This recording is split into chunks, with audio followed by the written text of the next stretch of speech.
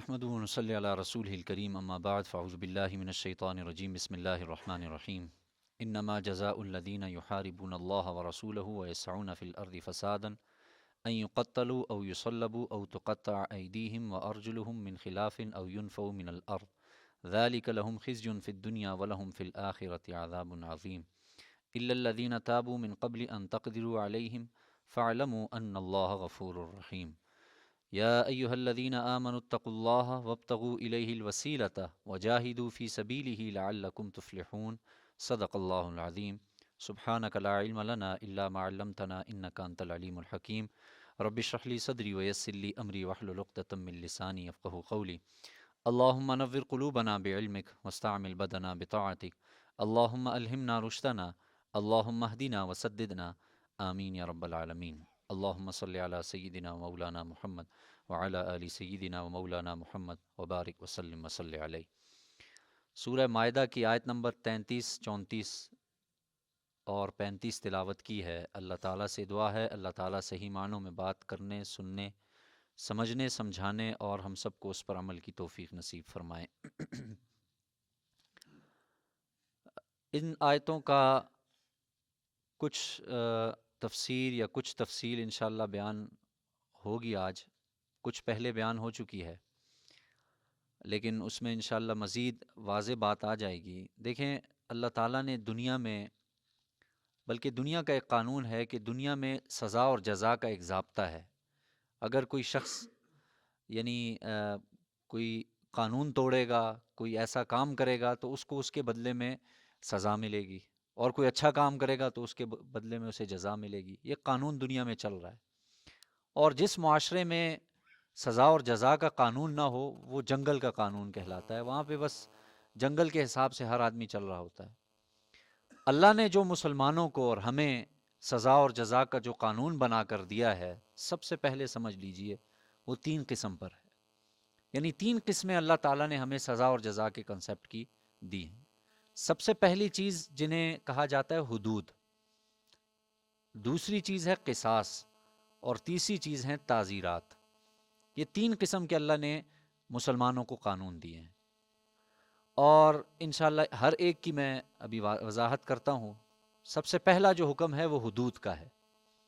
حدود قرآن مجید میں ذکر ہیں، اور حدود سے مراد وہ سزائیں ہیں جس کو اللہ تعالیٰ نے خود اپنی طرف سے مقرر کیا ہے، اور اس میں کوئی کسی کی سفارش نہیں کر سکتا، اس میں کوئی کمی نہیں کر سکتا، اور نہ کوئی شخص اس کو معاف کر سکتا ہے۔ کسی کو اختیار نہیں دیا، اللہ نے فیصلہ فرما دیا، قرآن میں ذکر کر دیا، اور اللہ تعالیٰ نے اس حکم کو بیان کر دیا۔ اب اس میں ایک ذرہ برابر کمی بیشی نہیں ہوگی، اسے کہا جاتا ہے حدود۔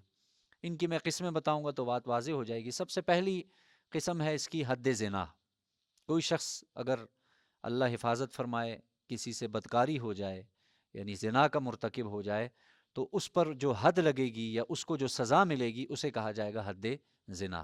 اب اس سزا میں ایک ذرہ کوئی کمی نہیں کر سکتا، کوئی بھی اس کو معاف نہیں کر سکتا، کوئی اس کی سفارش نہیں کر سکتا، یہاں تک کہ نبی کی موجودگی میں بھی نبی بھی اس کی معافی نہیں کر سکتے۔ نبی کی موجودگی میں بھی، یعنی ان کے ہوتے ہوئے کوئی شخص سفارش نہیں کر سکتا، نہ وہ کر سکتے ہیں اور نہ ہی معاف کر سکتے ہیں، اور نہ ہی اس میں کوئی کمی بیشی کر سکتے ہیں۔ جب نبی نہیں کر سکتا تو عام انسانوں میں سے کسی کو اس کا حق حاصل نہیں ہے۔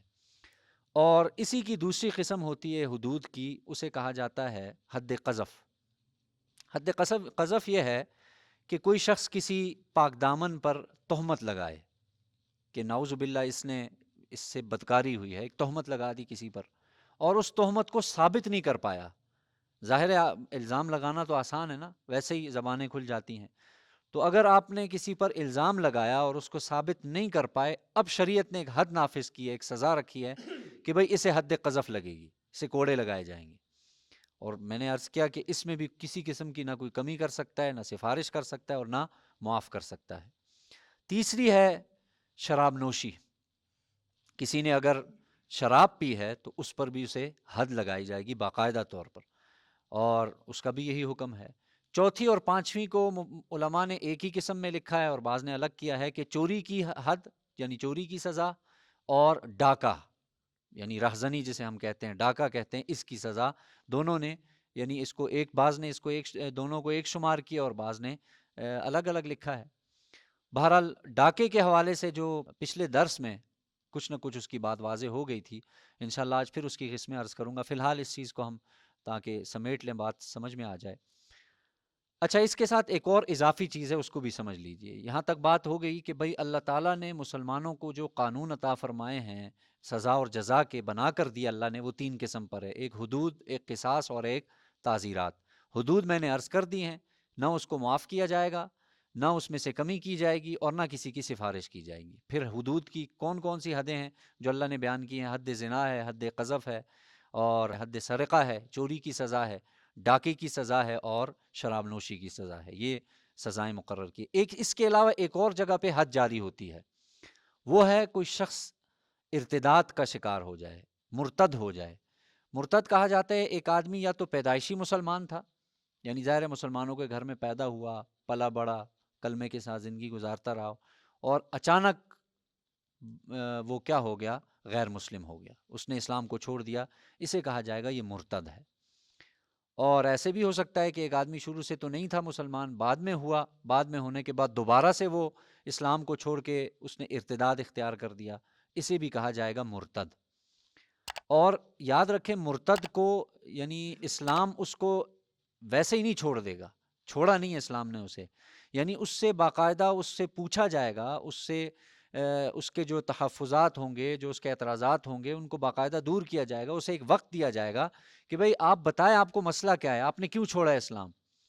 تو اگر تو وہ کچھ وقت دیا جائے گا اس کے اندر اگر وہ مان گیا ٹھیک، نہیں مانا تو ایسے شخص کی بھی سزا کیا ہوگی؟ موت ہوگی، اس کو بھی کیا کیا جائے گا؟ مار دیا جائے گا۔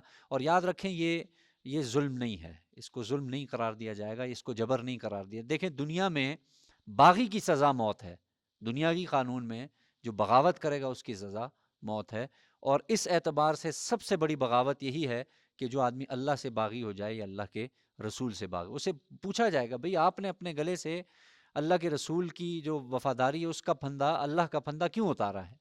اور پوچھنے کے بعد، وقت دینے کے بعد اسے کیا کیا جائے گا؟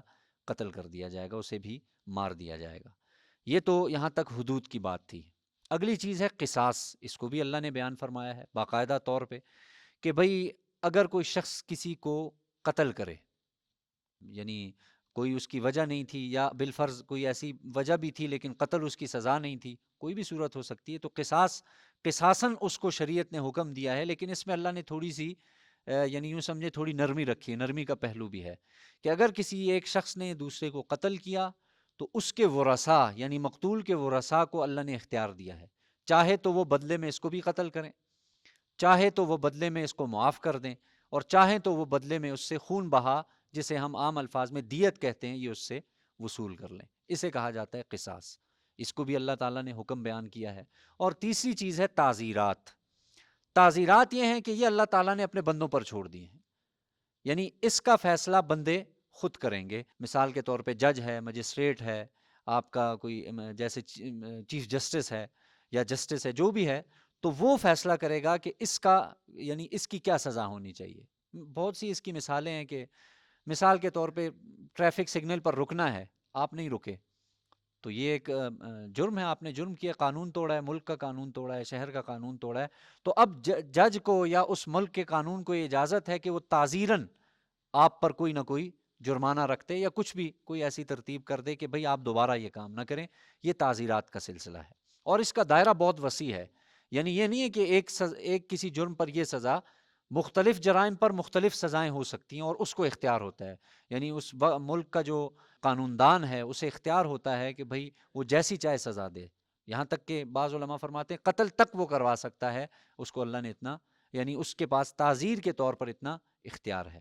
یہاں تک بات واضح ہو گئی کہ بھئی تین چیزیں ہیں، ایک حدود ہے، ایک قصاص ہے، اور ایک تعزیرات ہے۔ اب ڈاکے کے حوالے سے آ جائیے تاکہ اس سے پھر بات اور واضح ہو جائے گی۔ ڈاکہ ان چیزوں میں سے ہے جن کا تعلق حدود کے ساتھ ہے، تو ظاہر ہے جب حد ہے تو پھر حد معاف نہیں ہوگی، حد میں کسی کی سفارش نہیں چلے گی اور نہ حد میں کمی کی جائے گی۔ اب اس کی صورتیں ہیں، جو ڈاکہ ڈالنے والا ہے اس کی چار صورتیں ہوتی ہیں۔ ایک یہ ہے کہ اس نے کسی مسلمان کا یا کسی غیر مسلم ذمی کا ذمی اسے کہا جاتا ہے جو مسلمانوں کے ملک میں رہے اور یعنی باقاعدہ اجازت اور ٹیکس دے کر وہ مسلمانوں کے ملک میں رہے. ہمارے ملک میں بہت سے لوگ رہتے ہیں، عیسائی رہتے ہیں، سکھ رہتے ہیں، ہندو رہتے ہیں، باقاعدہ وہ ذمی قرار دیے جائیں گے.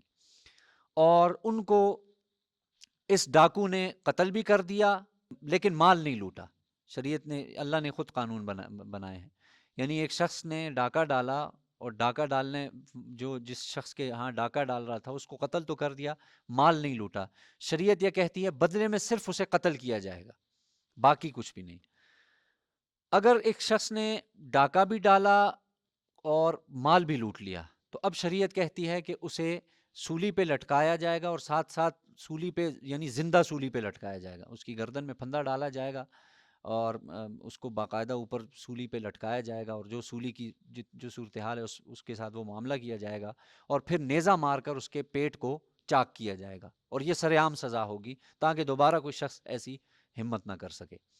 اور تیسری صورت یہ ہے کہ صرف مال لوٹا ہے، اس نے قتل نہیں کیا. جیسے ڈاکے ڈالنے والے آئے اور ڈاکہ ڈالتے ہوئے جو ہے نا کسی کا مال لوٹ لیا، قتل نہیں کیا کسی کو، تو اس کی سزا یہ ہے کہ اس کے یعنی ایک ہاتھ، یہ مثال کے طور پہ ایک دایاں ہاتھ کاٹا ہے تو بایاں پاؤں کاٹا جائے گا، بایاں ہاتھ کاٹا ہے تو دایاں پاؤں کاٹا جائے گا. اس میں بھی دیکھیں اللہ تعالیٰ نے کتنی یعنی خیال رکھا اللہ تعالیٰ نے کہ ڈاکو جیسا شخص ہے، حالانکہ وہ زمین میں فساد مچانے والا ہے، اللہ اور اللہ کے رسول کے ساتھ یوں سمجھے کہ وہ جنگ کر رہا ہے، قرآن میں اللہ تعالیٰ نے بیان کیا، اس کے ساتھ بھی اللہ نے یہ نرمی رکھتی کہ بھئی ایسا نہ کرنا کہ دایاں ہاتھ اور دایاں پاؤں کاٹنا، ایسے نہیں. اس طرح وہ بالکل ہی یعنی اس کی کوئی زندگی نہیں رہے گی. کرنا ہی ہوا تو ایسا کرنا کیا جائے گا کہ دایاں ہاتھ اور بایاں پاؤں کاٹا جائے گا، تاکہ وہ ہوگا تو وہ معذور لیکن کچھ نہ کچھ اس میں کیا آ جائے گی، اپنی زندگی گزارنے کی کوئی صلاحیت اس میں رہے گی. اچھا یہ تیسرا ہے. اور چوتھا یہ ہے کہ ابھی اس نے قتل نہیں کیا اور نہ ہی ابھی یعنی ڈاکہ ڈالا ہے باقاعدہ، یعنی ابھی بیچارہ ڈاکہ ڈالنے آیا ہی تھا کہ اچانک سے پکڑا گیا. اب اس کی سزا یہ ہے، قرآن میں آیا ہے کہ اس کو ملک بدر کیا جائے، اس کو ملک سے نکال دیا جائے. لیکن بعض فقہا فرماتے ہیں کہ بھئی اس کو دارالاسلام سے خارج کیا جائے، یعنی اپنے ملک جس ملک میں اس نے کیا اس ملک سے نکال کے دارالحرب میں بھیج دیا جائے، کفرستان میں بھیج دیا جائے. لے بعض فقہا فرماتے ہیں نہیں بھائی، جس جگہ پہ ڈاکہ ڈالا ہے، جس شہر میں ڈالا ہے اس سے نکال دیا جائے. لیکن اس میں حضرت امیر المؤمنین حضرت عمر فاروق رضی اللہ تعالیٰ عنہ کا اس میں قسم کے معاملے میں وہ یہ فیصلہ فرماتے تھے کہ بھئی اس شخص کو اگر دوسرے شہر بھیجو گے تو یہ وہاں بھی یہی کام کرے گا. لہٰذا وہ فرماتے تھے کہ اس شخص کو، اور ان کے ہاں فیصلہ تھا اور فتویٰ تھا، اس شخص کو یعنی جس نے ڈاکہ ڈالنے کی کوشش کی ہے، ڈاکہ بھی نہیں ڈالا، قتل بھی نہیں کیا لیکن کوشش کی ہے، اس بنیاد پر اسے کیا کیا جائے، اس حکم کو سامنے رکھتے ہوئے کہ اسے جلا وطن کیا جائے، اسے جیل میں ڈال دیا جائے اور ساری زندگی عمر قید دی جائے گی. اس لیے کہ یہ شخص ظاہر ہے باہر آئے گا تو یہی کام کرے گا، تو اسے عمر قید کے لیے بند کر دیا جائے گا اور جہاں زمین میں یہ کہیں پھرے گا نہیں. تو اسی مسلک کو حضرت امام ابو حنیفہ رحمہ اللہ نے اختیار فرمایا ہے، اور ان کے نزدیک بھی یہی ہے کہ بھئی جیل میں بند کر دیا جائے، لیکن وقت کا جو امیر ہے، جو وقت کا مسلمانوں کا جو امیر ہوگا اس کو اختیار دیا جائے گا کہ بھئی وہ جو مناسب سزا رکھے وہ رکھ سکتا ہے ان چاروں میں سے، اس کی مرضی ہے وہ جو بھی کرنا چاہے. بہرحال تو یہ میں نے عرض کیا تھا کہ قرآن دیکھے معاشرے کو پاک کرنے کی ایک طریقے بتا رہا ہے، اس سے معاشرہ ایسا پاک ہو جائے گا کہ دوبارہ کسی میں جرت نہیں ہوگی. دیکھیں جو ڈاکو دن دناتے پھر رہے ہیں، مسلح لوگ پھر رہے ہیں، اور جو ہے نا وہ کتنے ہمارے سامنے واقعات آتے ہیں، کراچی میں دیکھ لیجئے اور لاہور میں دیکھ لیجئے، بڑے بڑے شہروں میں، یہاں پہ بھی کئی واقعات ایسے ہوئے ہیں کہ گن کی بنیاد پہ لوگوں کو لوٹ لیا گیا، یہ بھی ڈاکے کی صورت ہے. تو اگر ایک دفعہ ایسی سزاؤں کا یعنی ایسی حد نافذ ہو جائے گی تو پھر دوبارہ کسی میں جرت نہیں ہوگی. لیکن ظاہر ہے یہ نافذ کرنے کا حق شریعت نے ہمیں نہیں دیا، میرے اور آپ کے ہاتھ میں یہ نہیں ہے، بلکہ اس ملک کا جو سربراہ ہے اس کے ہاتھ میں دیا ہے کہ وہ یہ کام کرے، اس قسم کا نفاذ وہی کرے گا. یعنی حکومت کر سکتی ہے، عام انسانوں کو یہ حق حاصل نہیں ہے کہ وہ یہ کریں. البتہ کوئی ڈاکو ہتھے چڑھ گیا اور یعنی بلوا کے تھرو مارا گیا، یعنی 8-10 آدمی تھے اور ظاہر ہے اس کے پاس گن بھی ہے، مسلح ہے، مارنے کی کوشش کر رہا تھا، اس میں وہ مر گیا، وہ ایک علیحدہ چیز ہے. باقی یہ ہے کہ جو شرعی حدود ہیں وہ اسی وقت نافذ ہوگی جب وقت کا، حکومت وقت کا جو بھی امیر ہوگا یا جو بھی وزیر اعظم ہوگا وہ جس وقت نافذ کرے گا اس وقت ہوگا۔ تو یہ جو میں نے پچھلے ہفتے جو درس میں جو چیزیں رہ گئی تھیں وہ آج کے درس میں انشاءاللہ بیان ہو چکی ہیں، اور آگے درس میں آئے گا، اور وہ بہت اہم مسئلہ ہے وسیلے کا مسئلہ، ایک وسیلے کا مسئلہ آئے گا، اور چونکہ اس میں بھی بہت زیادہ افراط تفریط دیکھی گئی ہے، بعض لوگ بہت حد سے آگے بھی بڑھ گئے، بعض لوگ بہت حد سے نیچے اور بالکل ہی انکار کر دیا، تو انشاءاللہ اس کی مزید وضاحت انشاءاللہ میں آئندہ ہفتے میں کروں گا۔ اور ایک اور بہت اہم چیز آئے گی جسے کہا جاتا ہے، میں نے عرض کیا تھا حد سرقہ، کسی شخص نے چوری کر لی تو چوری کی ڈیفینیشن پہلے بتائی جائے گی، چوری کی تعریف بتائی جائے گی، چوری کہتے کسے ہیں، کیا چیز کتنی چرائے گا تو چوری میں شامل ہوگا، کون کون سی چیزیں، انشاءاللہ وہ ایک تفصیلی آئے گا۔ تو آئندہ ہفتے دونوں مضمونوں کو انشاءاللہ ہم پورا کریں گے، وسیلہ اور چوری کی سزا۔ اللہ تعالیٰ سے دعا ہے ہمارے معاشرے کو ان گناہوں سے، ان جرائم سے اللہ تعالیٰ ہمارے معاشرے کو پاک فرمائے۔